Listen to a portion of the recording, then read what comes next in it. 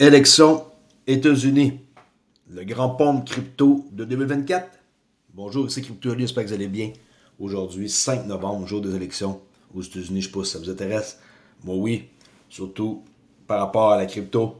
On sait que Trump est beaucoup plus apte à faire avancer ça vite avec ce qu'on peut voir. Ça ne veut pas dire que Kamala Harris ne peut pas faire avancer ça. On sait que Chris Larson a donné comme du cash des deux côtés. Mais, en tout cas, c'est une grande partie d'échecs et j'ai bien hâte de voir le dénouement de ça. Abonnez-vous si ce n'est pas déjà fait sur CryptoAli, le seul Québécois qui fait des vidéos à chaque jour sur XRP, Ripple, et ça depuis 4 ans. My God, j'ai pas dit cette phrase-là depuis un bon bout. Cap boursier, moins 1,5%. Bitcoin, 68,855. Très hâte de voir. Aujourd'hui, ils sont assez volatiles. Merci les marchés. D'ailleurs, ben, dépêche. Parce que je veux faire l'ouverture. Why not? Juste diminuer son risque. Et on peut trader pareil. Okay? Chaque jour est un jour de trading. Il faut juste savoir comment ajuster son risque. Prix du XRP, 50 cents, 67. Signal ici bullish qu'on a reçu tantôt. C'est là qui veulent savoir comment ça fonctionne. Vous pouvez procurer l'indicateur JNS, que je vais d'ailleurs faire une vidéo bientôt, qui vous donne avec plus de 80% du temps les bons signaux pour la direction du marché. Si vous tradez dans la bonne direction, je pense que ça l'aide. Hein? Et pour ceux qui veulent venir dans mon club, maintenant j'ai un accès exclusif dédié pendant 3 jours. Si vous voulez devenir membre par la suite, c'est votre choix. Et j'enseigne un modèle simple qui s'appelle le modèle Mac. Et si vous voulez l'apprendre, juste obtenir accès ici et pouvoir voir un cours gratuit. Ça ne vous plaît pas, pas de problème. On se dit bonjour, puis on s'en reparle. Puis si ça vous plaît, ben, vous allez avoir un accès vraiment privilégié et de l'aide. Et toutes sortes de choses. Regardez tout ça, allez lire. Messagerie privée en direct, des lives, cours de trading, Discord, salon privé associé. Vous allez pouvoir faire partie d'une gang. Puis si vous n'êtes pas sérieux et que vous ne voulez pas apprendre, ben, c'est peut-être pas pour vous. OK? Club Trader Relais. S'il y en a qui veulent s'en sortir, c'est un bon moyen. Bon, par quoi je commence? Ripple. OK, j'ai une seconde que je starte mon timer. Pas que je parle trop longtemps. Le rapport sur les marchés XRP du 3e trimestre 2024 est maintenant en ligne. On peut cliquer ici pour aller voir. Ici, il y a une remarque que je vais vous lire. Parfois, Ripple prend en charge ou transfère XRP à des tiers comme les ETP et les fiducies. OK? Pas ETF, ETP. Comme 21 Share, il y en a un là. Dans ces cas, un montant réduit de XRP peut revenir en séquestre, comptez scroll, là, ce mois-là, jusqu'à ce qu'il soit prévu d'entrer sur le marché plus large. Ce XRP sera déclaré comme XRP détenu par Ripple. Pas parce que c'est à eux, que c'est à eux. C'est à eux en attendant d'être transférés dans des, par exemple, fiducies. C'est plus compliqué qu'on peut le croire. Là, le rapport, on va pas lire ça aujourd'hui. Q3 2024, XRP Market Report. Allez voir ça. Vous allez être au courant de tout. OK, les key highlights. Tout est là. Tout est là avec des beaux chiffres, des beaux tableaux. OK. Des minutes de plaisir à lire ça. Alright. Stéphane Thomas, vous vous souvenez? Il détient énormément de Bitcoin, mais il a perdu son mot de passe. Très triste. Ça fait des années. Et apparemment, il lui reste quelques essais seulement. Après ça, c'est terminé. Ça se barre, puis il n'y aura plus accès. Et il sera... Oups. Okay. Il a été déconcentré par l'ambulance. Alors, pourquoi je vous parlais de ça? C'est simple. Comment qu'une personne de son calibre, à lui, okay, chez Ripple, peut avoir commis cette gaffe? Okay, vous n'êtes pas à l'abri de rien, hein, en passant, hein, avoir des copies à plusieurs endroits est vraiment la chose à faire. Vraiment la chose à faire. Si vous avez votre 12 keywords, là, phrases, là, ou 24, ou peu importe, si vous avez une place où ce que vous avez ça, et que supposez... Mettons que c'est chez vous, et que ça passe au feu. Vous êtes foutu. C'est terminé pour vous. Il faut absolument avoir minimum 2 places où ce qu'on garde la plus grande valeur de notre portefeuille pour pas qu'il arrive un truc comme lui. Je lui dis, ouais, mais comment que c'est possible? Ben oui. Et là, j'ai trouvé une vidéo ici qu'il faut absolument que je vous montre. Je sais pas s'il va réussir. Tout son talent et ses connaissances et qui a fait affaire, ils ont essayé certaines affaires, mais tu sais. Hey, il détient 7000 bitcoins. 7002, pour être précis, là. Il doit en faire des cauchemars encore. Ça, faut que je montre cette vidéo-là absolument. Vous allez rire, ok? Checkez bien ça.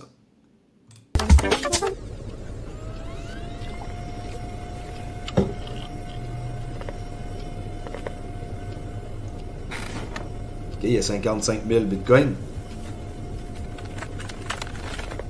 Le calcul de la valeur, c'est bitcoin. Boum! La vie est belle, hein? Les rêves sont permis.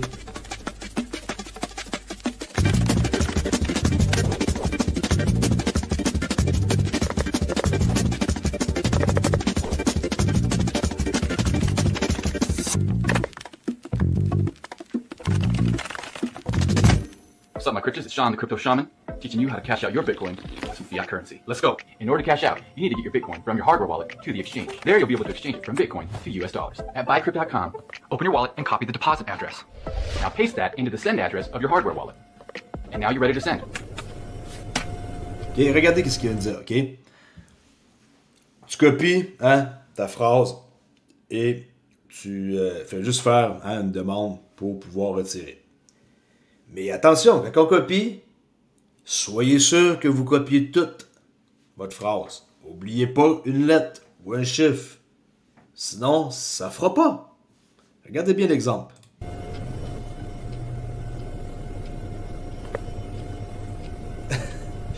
La balance apparaît pas.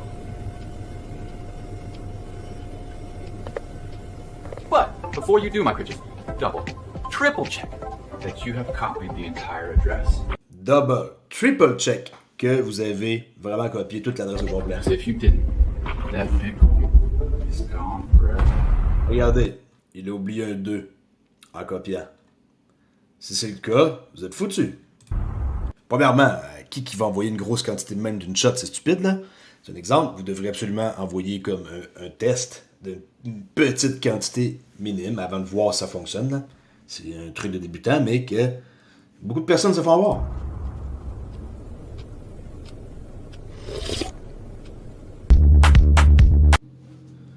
Ça vous prouve une chose, c'est que même ce gars-là, il n'est pas à l'abri. Et ça fait réfléchir. Faites bien attention, on n'est pas encore dans un monde où s'il arrive de quoi, nos banques sont là pour nous protéger, là. Pas en tout cas, du moins, présentement. L'abri, la Banque des règlements internationaux, va remettre le projet mBridge aux banques centrales. La plateforme CBDC n'aide pas les pays des BRICS à échapper aux sanctions, selon Augustin Carsten, ce beau monsieur-là, qui est la Banque des règlements internationaux. BRI met fin à son implication dans le projet mBridge, l'initiative transfrontalière de monnaie numérique de banque centrale. C'est ce qu'a déclaré le directeur général de la BRI le 31 octobre. Dirigé par la BRI et les banques centrales de Chine, de Hong Kong, de Thaïlande et des Émirats arabes unis, mBridge est une plateforme multi-CBDC construite sur la technologie des registres distribués. En juin, la Banque centrale saoudienne a rejoint le projet en tant que participant à part entière. Le projet compte désormais 31 membres observateurs. Et là, ils ont décidé de remettre ça aux banques centrales. OK?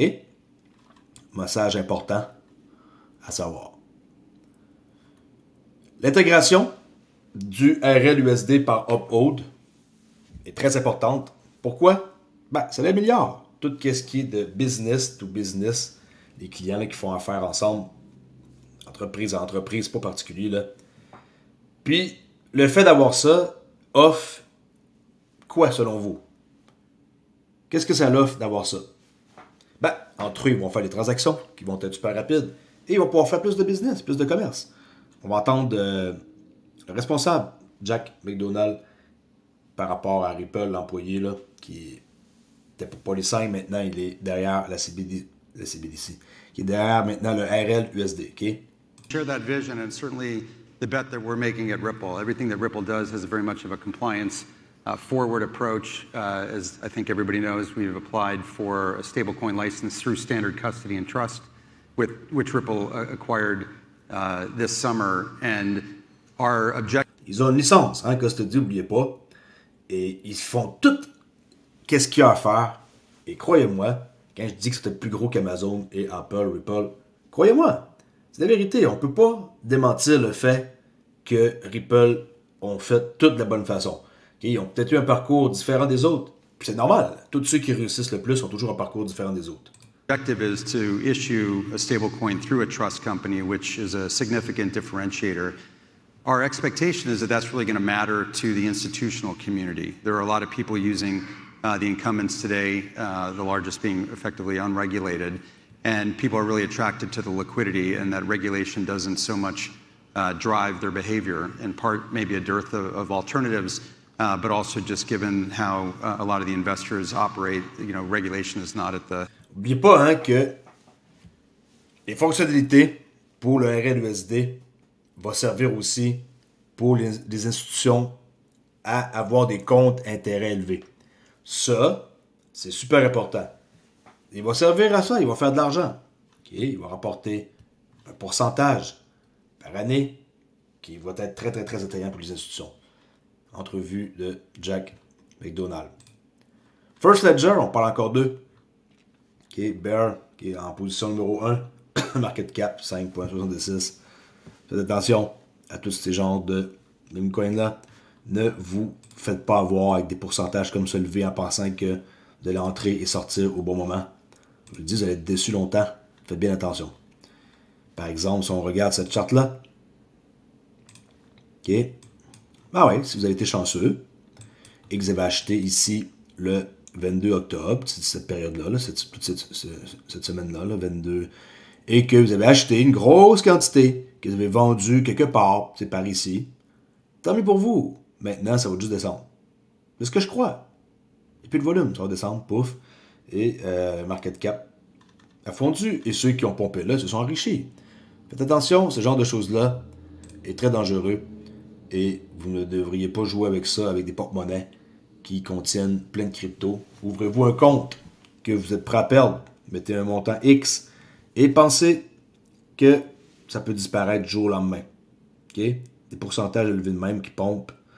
C'est pas normal. Alright? Si vous voulez jouer à ce jeu-là, vous pouvez. Brick P. J'ai été créer un portefeuille. Ben ouais. Imaginez-vous ça. On peut voir que il contrôle 33,9%. Si on compare ça par rapport à la planète, ils exportent un quart. Tous ces pays-là rassemblés ensemble, ça représente un quart des pays exportateurs. Population de tous ces pays-là qui sont dans le BRIC, 45, c'est quasiment la moitié, imaginez. Et le Wheat Harvest, c'est intéressant. Ils vont vraiment dominer, en tout cas, leur alliance incroyable. Et là, je me suis dit, pourquoi pas aller voir BRIC P et essayer de avoir ça sur mon téléphone. J'ai fait Safari, j'ai été marqué BRIC P et là, tout est installé sur mon téléphone. Tout est fonctionnel. Il y a une petite démonstration ici comment faire, comment l'installer. Et c'est facile. Très facile à faire. qrbrickp.com. Le X, c'est qu'un coup que c'est fait, par exemple, puis que mon application elle est prête, ben, je suis pas capable de mettre une carte et de m'en servir pour payer. Mais, je vais vous dire un truc que j'ai vu. Et parmi les monnaies qui sont disponibles sur leur portefeuille, croyez-le ou non, le USD, il est là. Alors, j'ai mis mon compte en dollars USD. Si vous pensez que le USD va disparaître, jamais de la vie. Okay? Puis même eux, dans leur application, ils le mettent. Si vous ne croyez pas, allez l'installer vous-même. Link2 continue à faire de la pub, même après avoir vu hier, qu'est-ce que je vous ai montré, désolé, hein, ma vidéo elle est coupée. Je m'aperçois que quand j'utilise mon logiciel avec Edge, des fois, il va stopper tout seul, là, le logiciel qui est là en bas. Et je fais très attention, j'ai toujours un œil dessus. Je l'ai coupé, j'étais en train de parler. Et justement, d'ailleurs, vous avez raté la fin de ma vidéo qui était super importante. J'avais 10 minutes où je faisais des conseils par rapport à comment là, attendre pour votre futur par rapport à la crypto. Et que chaque investissement comporte des risques. Je suis désolé, mais j'ai pas pu refaire comme... on peut pas répéter une deuxième essai aussi parfaite. Là. Je trouvais que c'était parfait, mon exemple, de vous contrôler et de gérer des risques et que tout peut arriver. Je peux pas refaire une vidéo puis essayer d'être pareil puis de faire la même vidéo. C'est impossible. Tu sais, la prise numéro 1 qui a raté, la prise 2 est jamais pareille, là. Tout est plus mauvaise. Fait que, vous savez, je reprends jamais mes vidéos, je coupe pas, j'édite pas, je fais rien. Si vous entendez du bruit, je coupe pas, là, tu sais. C'est pour ça que je suis le seul, je crois à faire ça d'ailleurs. Je m'en fous de pas être parfait. Ça fait 4 ans que je fais des vidéos. Puis s'il y en a qui m'aiment, tant mieux. Il y en a qui m'aiment pas, tant pis. Fait que ça ici, ben Link2, ben continue à faire des promotions. En quoi qu'ils ont 1200 entreprises privées d'une valeur de milliards, blablabla. Ben, peut-être qu'ils n'ont pas réglé leurs problèmes. Comme quelqu'un dit, qu'est-ce qui en est-il du procès? Vous savez, ils sont accusés de fraude et tout, là. Alors, tenez-vous loin de ça pour l'instant. On a l'amendement du DID qui est passé un peu inaperçu sur l'XP Ledger, qui est l'identité décentralisée, XLS 40. Je montre ça à l'instant. On voit ici un numéro 12. DID, ça a passé 28. À peu près 28 sur 35, on a eu 30.